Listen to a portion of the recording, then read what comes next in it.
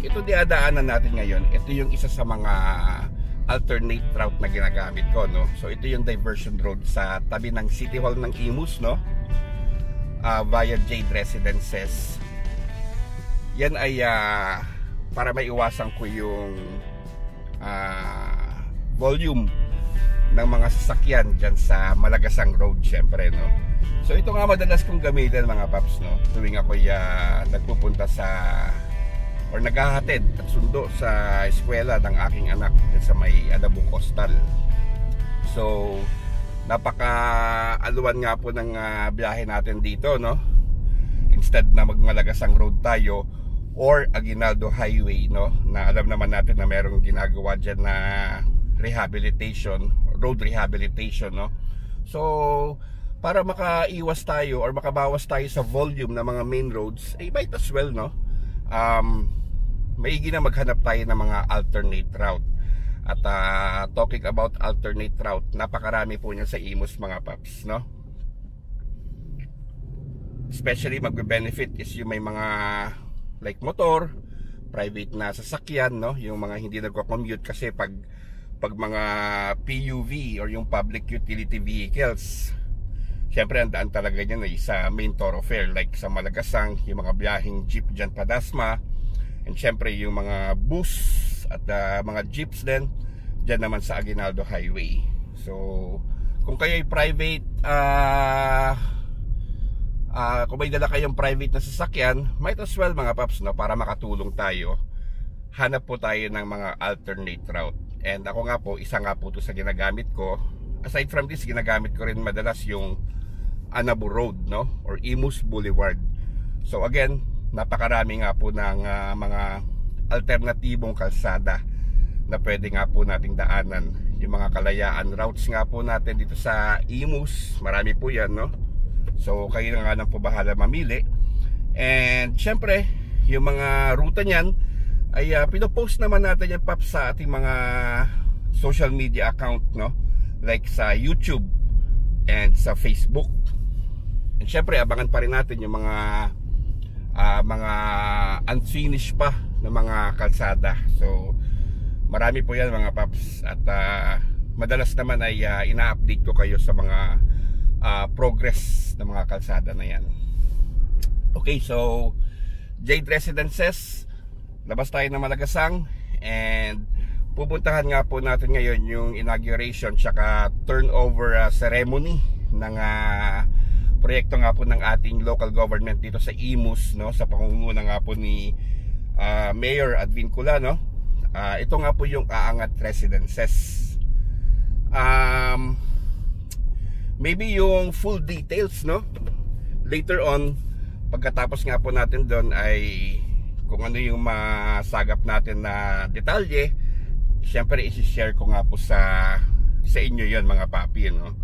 I'm not sure kung ilang family ang magbe-benefit ngayong araw kasi merong signing of contract, no, na mangyayari para nga po ibigay na yung susi ng bahay. Parang condo type po ito, mga paps. And syempre salamat sa City Government of Imus sa muling pag-imbita sa atin sa mga ganitong mahalagang programa ng ating gobyerno, lokal na gobyerno, dito nga po sa atin sa City of Imus. So maraming salamat City Government of Imus for the invitation. So sige, diyan lang po yun mga paps, sa may green estate, no? So paglabas natin dito sa Malagasang, yan, Malagasang road na yan mga paps eh. Kabilang kanto lang yan mga paps, doon na yan. Actually first time ko mapupuntahan tong bahay na ito, no? Itong condo type building na residence. So ngayon ko siya makikita ng personal mga papi. And also wala na palang pasok ang mga bata ngayon, no? So until Friday.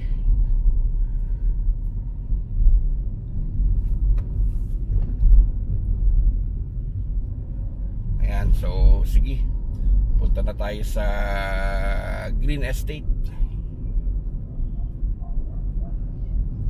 Kuhanan natin yung unit, nang sa ganun ay may share ko nga sa inyo, no, yung itsura ng unit, ganyan. Again, yung detalye nga, if gaano siya kalaki, ilang unit siya, later on i-discuss natin sa inyo yan mga paps, along with the inauguration, no?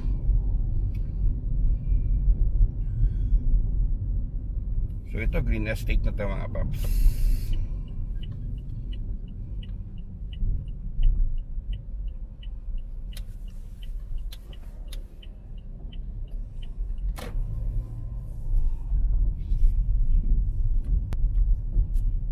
Oh, Christmas na sila, oh.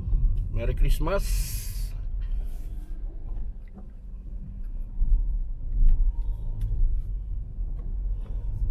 Binarapat na agahan natin ngayon mga paps, kasi later on mahirap na kumanap ng parking. So mas maigi na maaga tayo.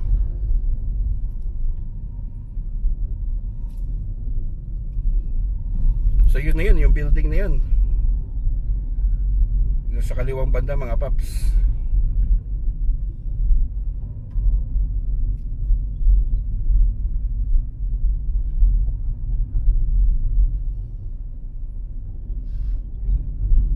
Ayan. So okay mga paps, hanap lang tayo ng pepestuhan or magpa-parking lang tayo, and then ipapakita ko na nga po sa inyo maya maya yung inauguration ng proyektong to, no? So balikan ko kayo mga paps, ha?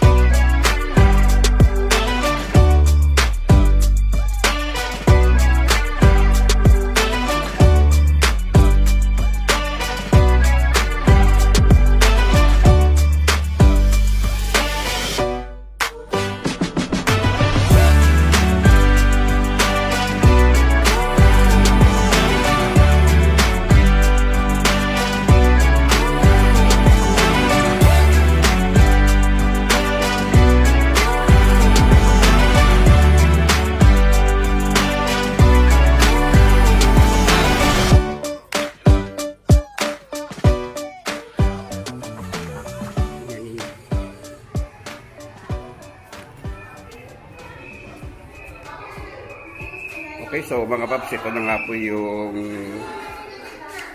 mga units, no? Pakita nga po natin sa inyo.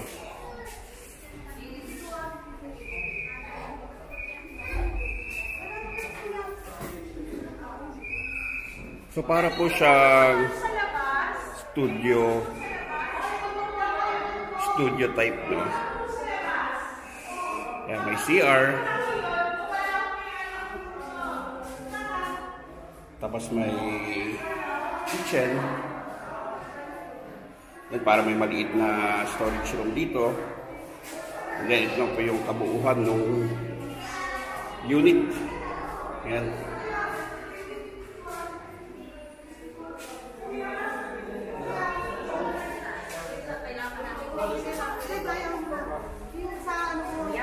Lalaki mo, bali babae naghahanap sa'yo, ha? Talaga, sikat eh. Cellphone ka ba? Sa taas, fourth.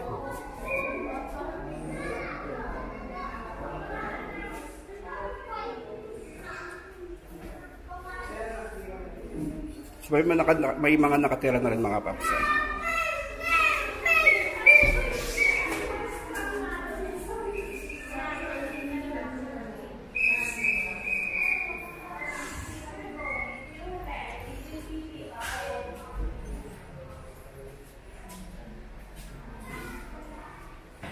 Hi, sir. Ayun o. Yun yung ating mga kaibigan o. Basta. Yosi na tayo. Hi sir. Ay, yes sir. Thank you, thank you. So, ilang floors to? Apat, no? Nakamotor lang kami, pero hindi ko pa inalis sa... So, bati mo na dyan, Paps. Hello! Ayun. Ay, tapos magandang kuha dito, maliwanag. Sa baba, madilim eh. Kaya nga eh. Kaya lumipat din ako. So, ito nga, meron siya maliit na... kumbaga parang ano pala siya, yung wash area, no? Hindi pala siya, akala ko kanina, bodega or what. Wash area. Tapos kitchen. And then, CR. Hindi ko na bubuksan yung CR mga paps. Yeah, ito yung parang total lawak niya. Yeah, may model tayo, si Edit.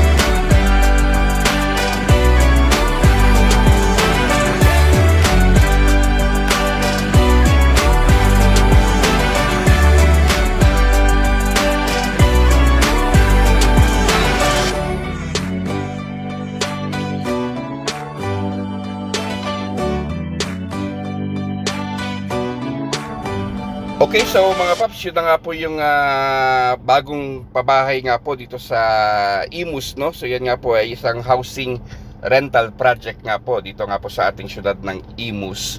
Sa pamumuno nga po yan ni Mayor Alex Advincula.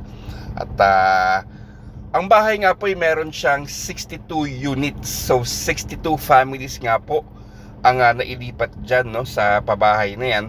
At meron nga po siyang sukat, kung hindi ako nagkakamali, ay 22 to 24 square meter per unit, no? So para nga po siyang apartment type, condominium type, no? So ang priority nga po dito is yung mga tao or family na nakatira nga po sa mga danger zones, katulad nga po ng tabing ilog. At least nga naman po dito ay maaari na nga po sila makapagsimula ulit nang hindi na nag-worry about sa kanilang safety, especially dun sa mga pinanggalingan nilang lugar, no? So panibagong simula nga po ito para sa mga naka-receive nitong housing project na ito ng Imus. So congratulations nga po sa inyo lahat.